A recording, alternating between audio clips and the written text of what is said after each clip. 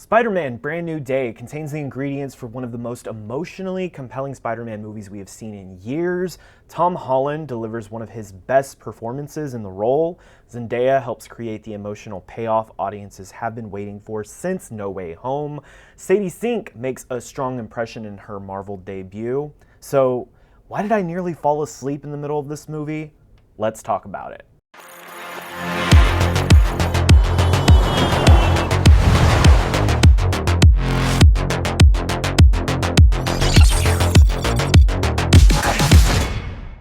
Hey everyone, it's Jason, your Tomato Meter approved critic and high school educator. Today I'm reviewing Spider-Man: Brand New Day. I'll begin with my spoiler-free thoughts, but later in this video I am going to enter a clearly marked spoiler section because some of my biggest issues involve the identity of Sadie Sink's character and a reveal that I found fairly easy to predict. So don't worry, I will give you plenty of warning before that happens. Following the emotional ending of Spider-Man: No Way Home, I was genuinely excited to see where Marvel would take Peter Parker next. Everyone Peter loves has forgotten him, MJ and Ned are living their own lives without him, and Peter has decided to carry that pain alone because he believes that keeping his distance is the safest choice for them.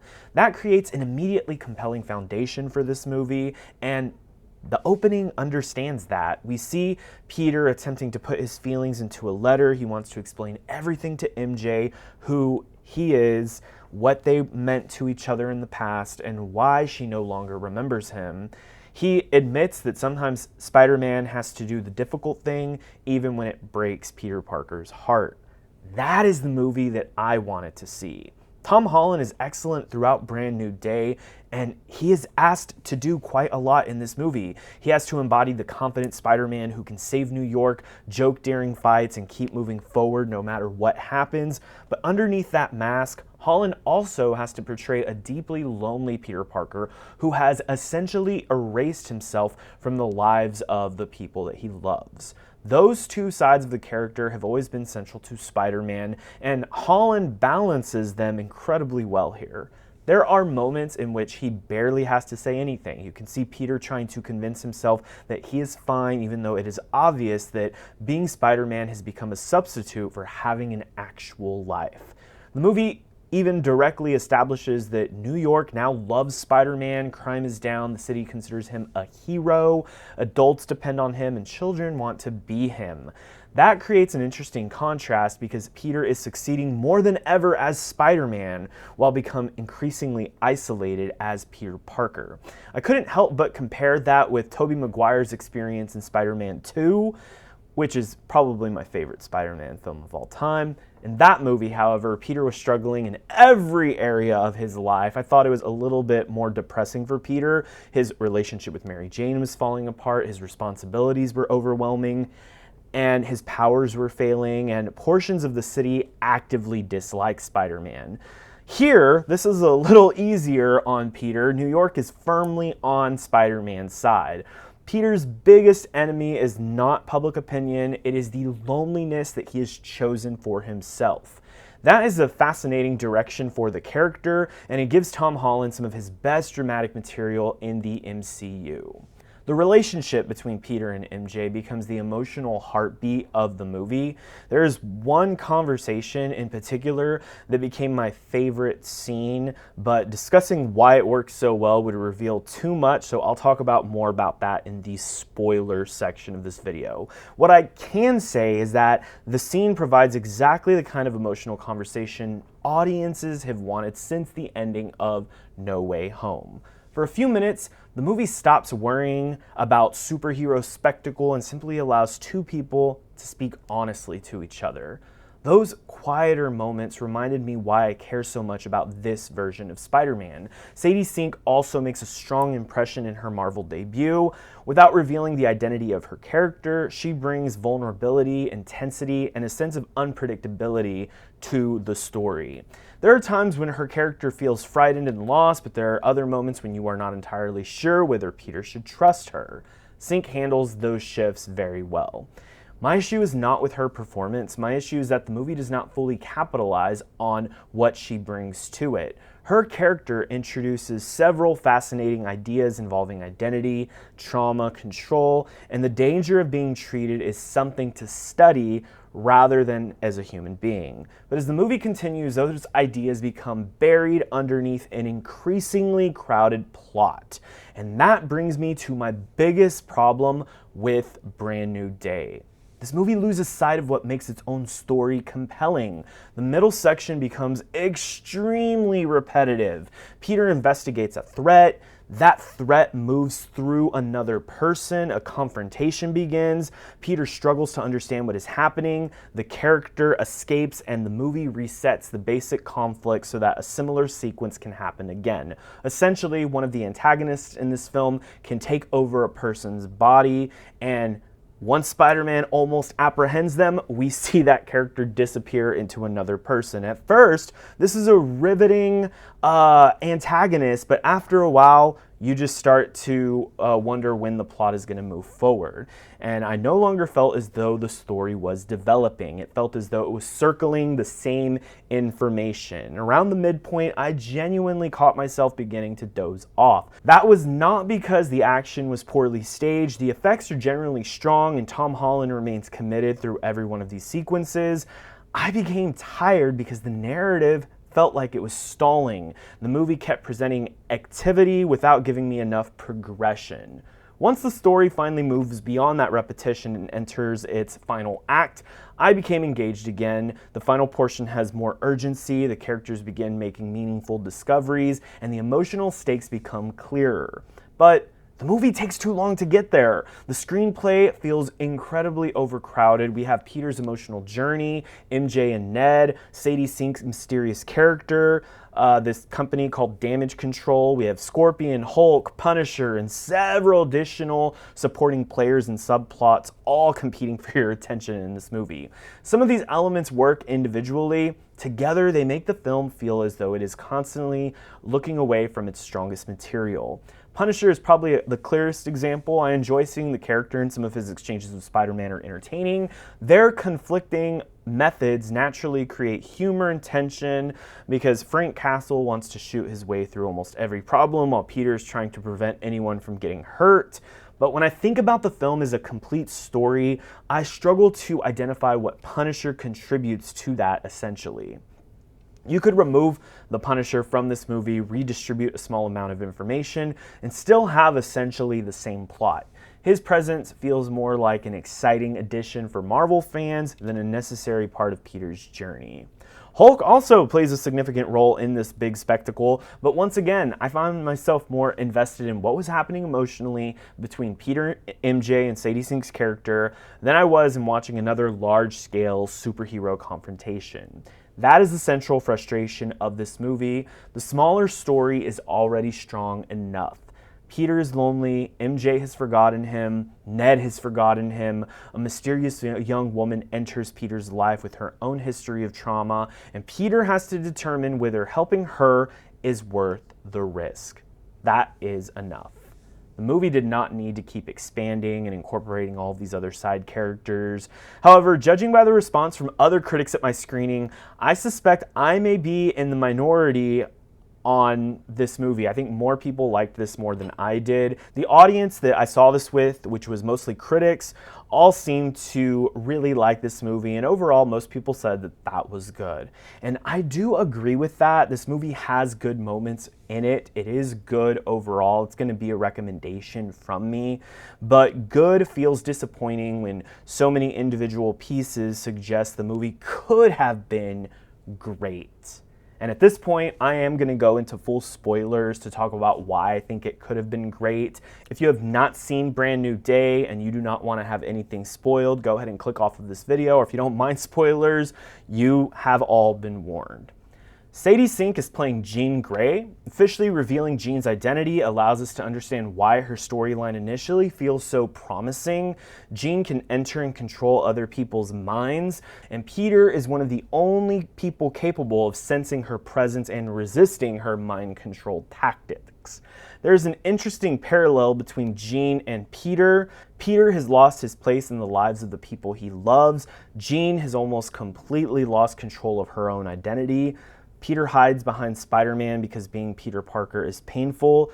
Jean hides behind other people because she is frightened, hunted, and desperately searching for her sister Sarah. Both characters are struggling with the question of who they are allowed to be. The film even asks Jean directly, "Who do you want to be?"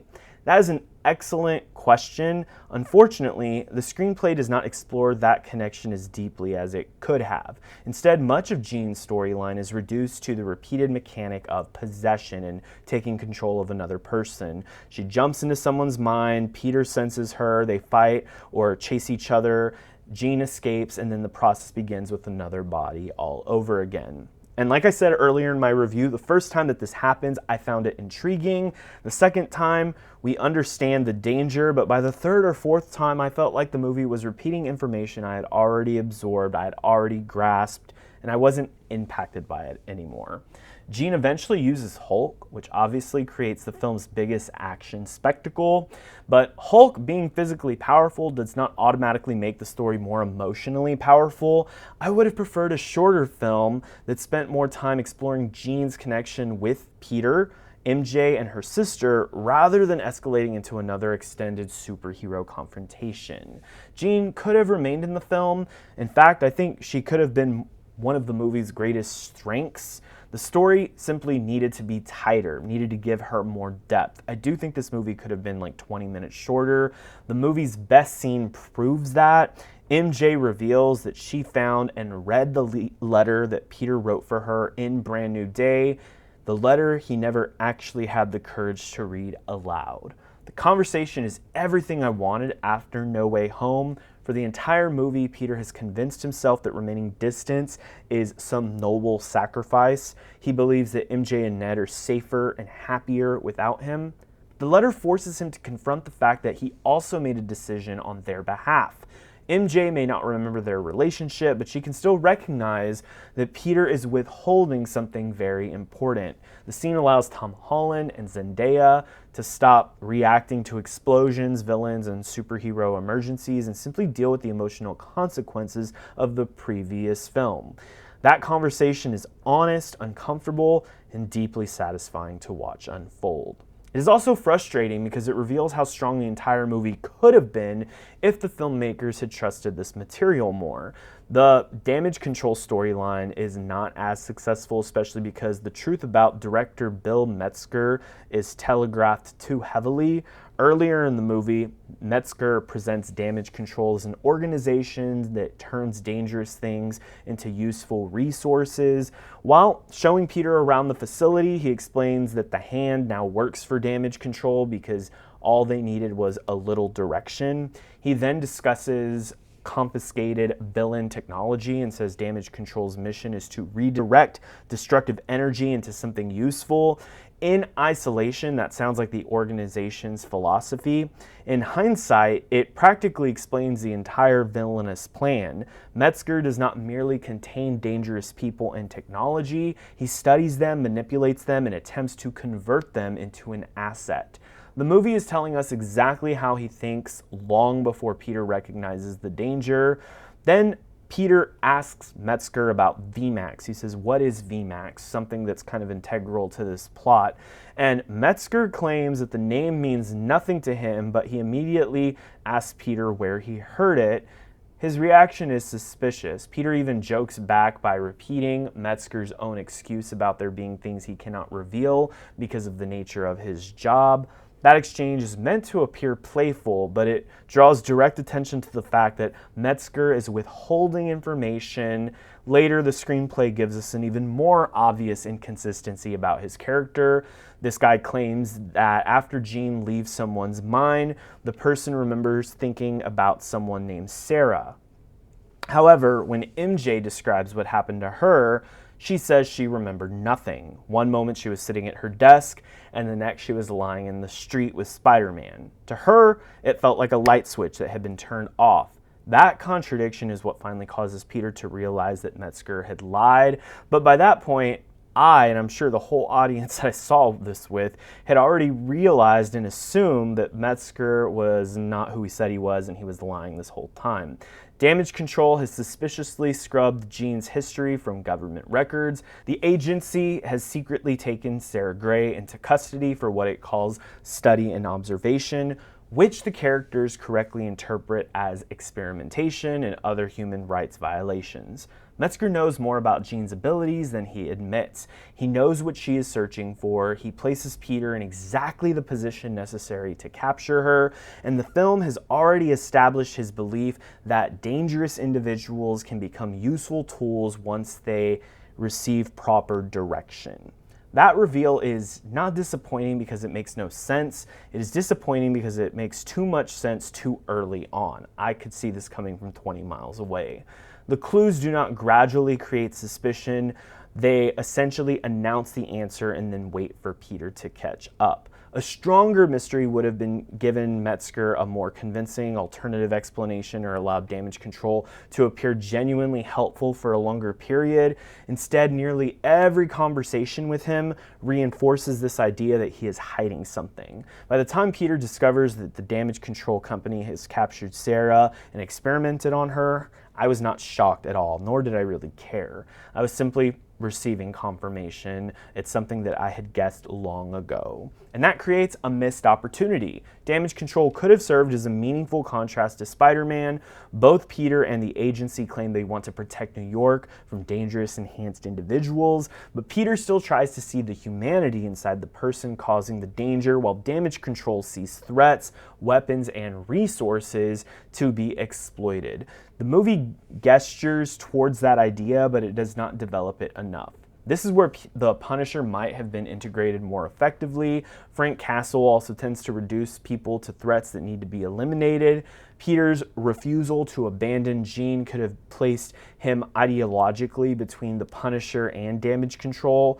One wants to kill the threat, the other one wants to control it, and Peter wants to save the person. That would have given Punisher a clear purpose in this film. Instead, he is mostly present to argue with Peter, provide shelter, exchange jokes, and add another recognizable Marvel character in this movie. He is entertaining, but he is not essential. The ending attempts to place a neat bow around Gene and the Damage Control story. We receive answers about Sarah. Gene's immediate conflict reaches a resolution. The major threat is stopped. Overall, this movie does work, but it feels more functional than emotionally powerful. The more interesting story, the future of Peter, MJ, and Ned, is intentionally left in limbo. MJ now knows enough to understand that Peter has been hiding a major connection between them, but the movie stops before fully resolving what she will do with that information. And honestly, I do not believe the MCU will permanently keep MJ and Ned distant from Peter. This is a superhero franchise. I doubt the filmmakers will have the nerve to maintain that separation through every future installment. So the question is not whether they will eventually come back into Peter's life. The question is whether the next movie will allow that reunion to feel earned rather than simply inevitable. That uncertainty leaves the film with an ending that I would describe as okay. It resolves the superhero plot more completely than it resolves the emotional plot, even though the emotional plot is what I cared about the most. And that perfectly summarizes my experience with Spider-Man: Brand New Day. Every time the movie focuses on Peter Parker, the lovely young man behind the mask, it becomes emotionally compelling. Every time it focuses on Peter and MJ, it reminds me why the ending of No Way Home was so powerful. Every time Tom Holland is asked to carry Peter's heartbreak, he delivers. Sadie Sink gives Jean Grey vulnerability and intensity, and I believe the character could have worked beautifully in a shorter, more focused story, but the movie keeps adding more characters, more confrontations, more possession sequences, more superhero spectacle, more plot. And somehow, the more it adds, the less involving it becomes. Spider-Man Brand New Day is not a bad movie. There are stretches where it genuinely is excellent. Tom Holland gives an incredible performance. Zendaya makes every scene she shares with him matter. Sadie Sink proves she belongs in this universe. The final act eventually restores the momentum the middle section lost, but the movie's most compelling story is constantly fighting for screen time against everything else that surrounds it.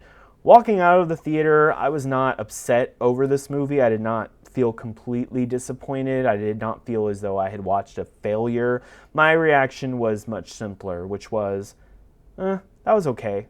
I just wish it had been better. And for that reason, I'm going to be giving Spider-Man Brand New Day a B-.